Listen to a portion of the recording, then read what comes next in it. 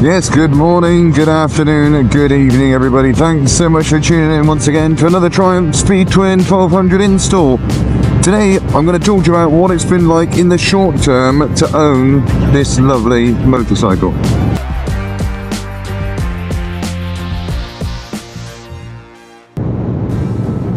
So the other week I did my first impressions on the Speed Twin 1200 and I've got to say, they haven't changed much. I still absolutely love the bike and think it is fantastic. I've now covered sort of 300-ish miles on the bike, and you know, used it in a variety of situations. So I think it's fair to give my take on what a short-term owner's review looks like, because you can go and test drive one of these things, sure, but you don't really get to experience real world on a test drive, do you? So anyway, here's my take.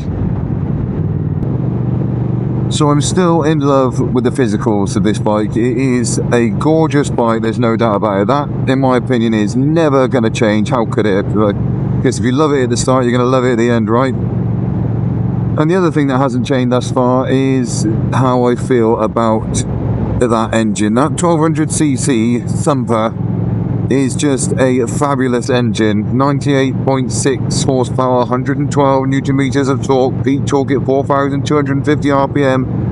The thing is magical, and the noise you get from the parallel twin 270-degree crank is special. It's a really, really nice noise. Like I say, it is a thumper, just a grunty, burbly, poppy monster of an engine. What are these lights doing? They're trying to mess with me.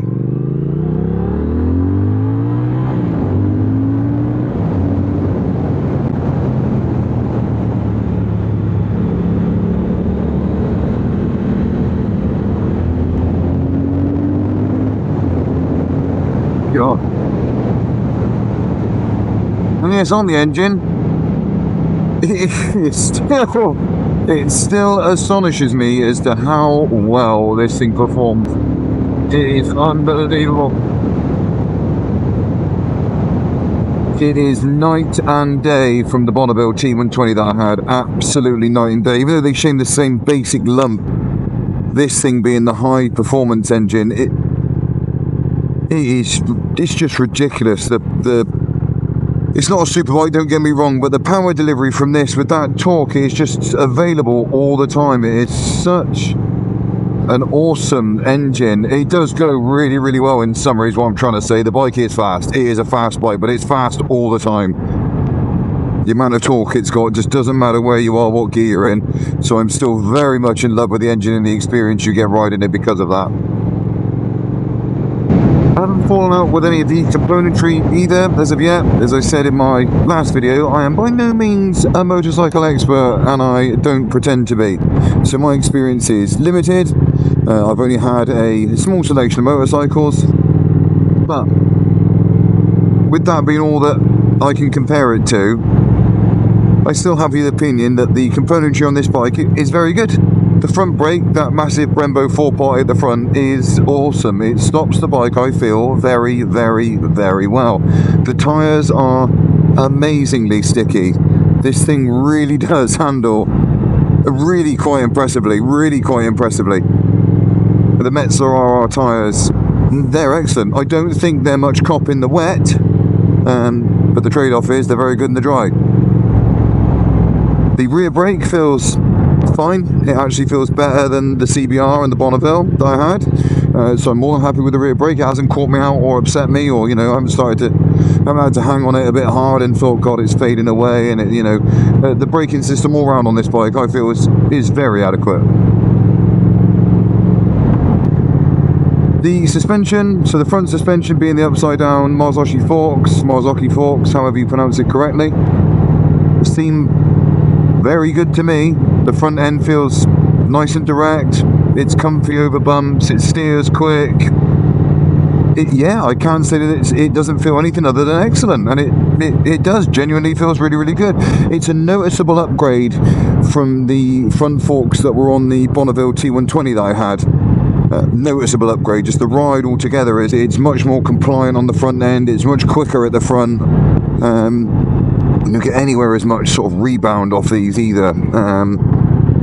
yeah, it's a really good, it feels really, really good. And the back suspension, this bike does get criticised for that, being the standard HSS rear suspension there.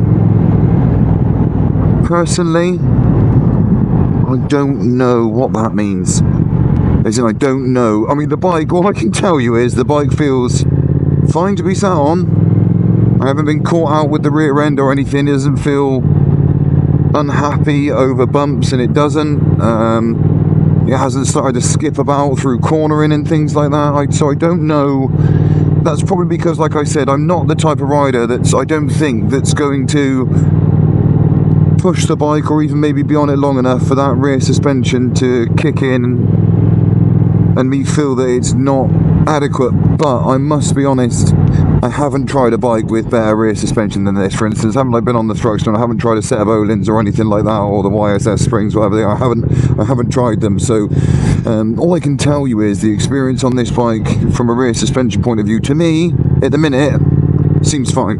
I don't like them aesthetically, I must be honest. I think it's one of the only parts of the bike that looks cheaper than it should, because it's a premium bike, right? I think the rear suspension does look, the finish is cheap. That's what I'll say, and that's probably because they are fairly cheap, I guess. Now, one thing I will note while we're in town here is, and I didn't pick it up when I did my first review or test, or I didn't test ride the bike when I first got the bike. It's took me a few times sort of noticing it. There is, just like the T120, there is a strange lurch. It's certain in percentage inputs to the throttle when you're creeping and going through town. It's like I think they still haven't fixed the fuel mapping properly. I know you can get a boost controller and things to sort it out, but it is there, you know, in small doses, but it is there. See, it's doing it now. I can feel it. I just don't understand how Triumph can't iron this out after what I've seen in reviews for years about the Bonneville range. It's all of them, as far as I can understand. It must just be a Triumph thing. I don't know what it is. On the lower end of the RPM scale, at a smaller input on the throttle, it is slightly lurchy, and I think it doesn't bother me that much, because it's very gentle, to be fair. But if you want to think about buying one of these to commute, that might start to get on your nerves. I know it's easily fixed, but there it goes, doing it now. Just like a excuse me. Yeah, I don't understand how a premium motorcycle manufacturer like Triumph can't get that right. It's a little bit disappointing. I know one of the other complaints is the delay on the throttle, so you have that play there. I genuinely don't mind that. Sometimes it gives me half a second to prepare in case I've wound on it too early, but no, I don't mind that at all. But again, you can get a throttle spacer to sort that out. I believe that's what it does. Correct me if I'm wrong in the comments, but it doesn't fuss me. One of the other things that I didn't love about this bike, and it's minor, I guess, is the fuel tank capacity. I think it's 12 and a half litres, which gives me, I've just filled it up, it gives me 130 mile range, and I've probably done 5 or 6 on it, so call it 140 mile range. I know that's not terrible,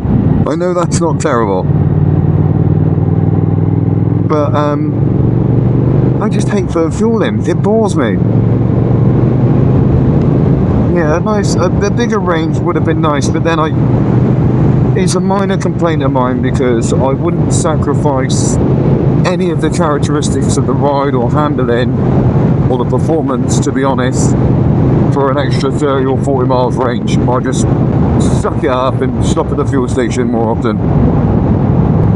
One thing I did learn the other day, and I didn't know this, I watched Missenden Flyer, who I'd recommend, he's great. He pointed out that and it was an earlier model than this, but I'm pretty sure it stands right, that this bike, the Speed Twin 1200, is the lightest of the Bonneville, so it's lighter than the Thruxton, the T120 and the Scrambler. Which is interesting. You'd think the Thruxton would be the lightest. Just a little little stat that I did find interesting, because to ride, it doesn't feel heavy and laboured, and it absolutely doesn't. But it does feel very, very planted and secure. And I thought some of that might be to do with it's possibly one of the heavier.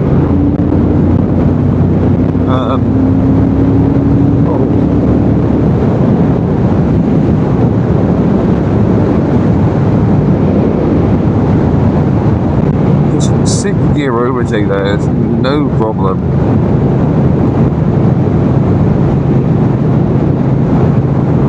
Now, as I said, I've been on a variety of roads with this bike. The best place for it is the twisties, is the B roads. There's no doubt about that.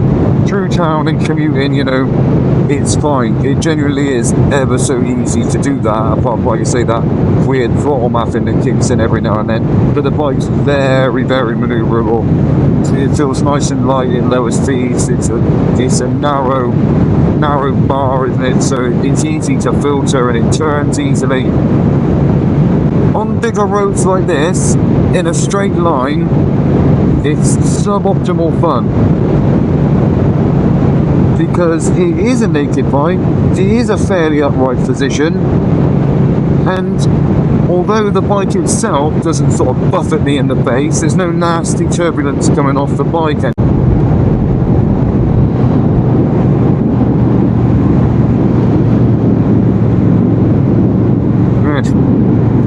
Sorry about that, the camera just stopped recording.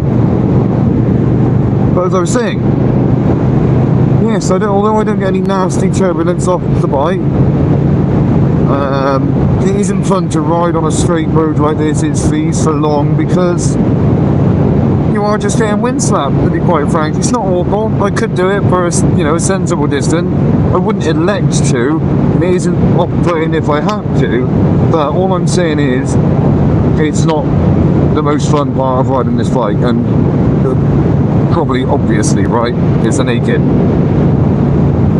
But it's not terrible. I'm getting hit in my, sort of the upper chest, shoulders. The only other thing I noticed, and it did come up in someone else's review that I watched, and I didn't think much of it because I thought, it seems like par for the course, it is what it is, and I still feel that way. But the dials, the angle that they're at, and the positioning, for me at least anyway, I'm sort of 6 foot, evenly proportioned torso to legs, and in order to see any of the information on the display, I can't just glance down because my helmet cuts it off. I have to move my head, which isn't, it's one of those, isn't it? It's not the end of the world at all. I'm just pointing it out. Do I care about it? Not really. I will say again, now that I've had more time with it, away from the CBR for instance, that the switch gear on the Triumphs, it actually is really good. It's in a really easy place, it's really easy, it feels sturdy and robust.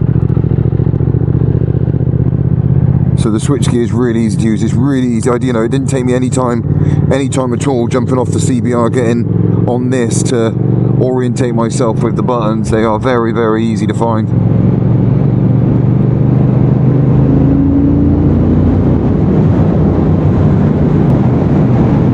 Just in case you care about your MPG on the motorcycle, I am getting about 50-ish. Let's check. 51.2, there we are. 51.2 miles per gallon. You can throttle blip this bike lovely on the downshifts as well. It just seems really easy to rev match, which is fun. Lovely. I think we've covered as much as I can cover in a short-term owner's review. I'm still absolutely in love with this bike, and I don't regret my decision. I still think I made the best choice. Bear in mind, I wanted a modern retro with an edge of sport to it, and this thing fits the bill perfectly. I think the competitive bikes were things like the BMW R90 and the Yamaha, I think it's the XSR and the RS, or the 900. I can't remember the bloody make now. I'll put it on the screen. But if you want to know what that comparison looks like, again, I'll say the Missenden Flyer has done a good comparison. I'm sure there's others out there, but that's just one I caught the other day, and I thought it was a very fair and genuine comparison of those two bikes. I watched one on the BMW R9T yesterday. I still feel that I've definitely bought the right bike, but I urge you to, you know, do your research and get out and try them, perhaps. Get out and try a mix of them. But as I said in my last video, and I stand by it, either of those bikes, if they're close to the money or more, they would have to offer something very special or different to upstage this bike, because it is a blast, and this is where it's home on the twisties. I mean, oh yeah, Paul.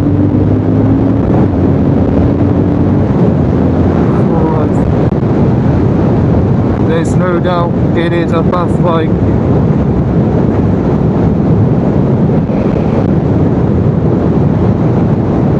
And as I said before, it's fast all the time. To move it does. It feels so good to move. It doesn't complain about being put into a corner.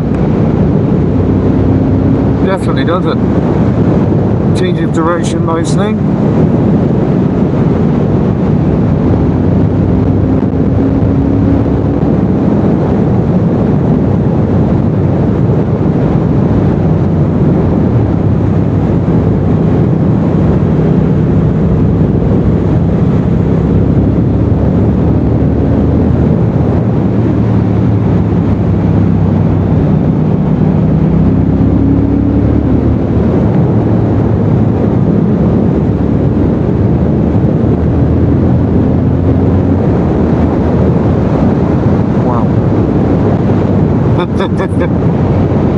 Yes, that's a fun bike.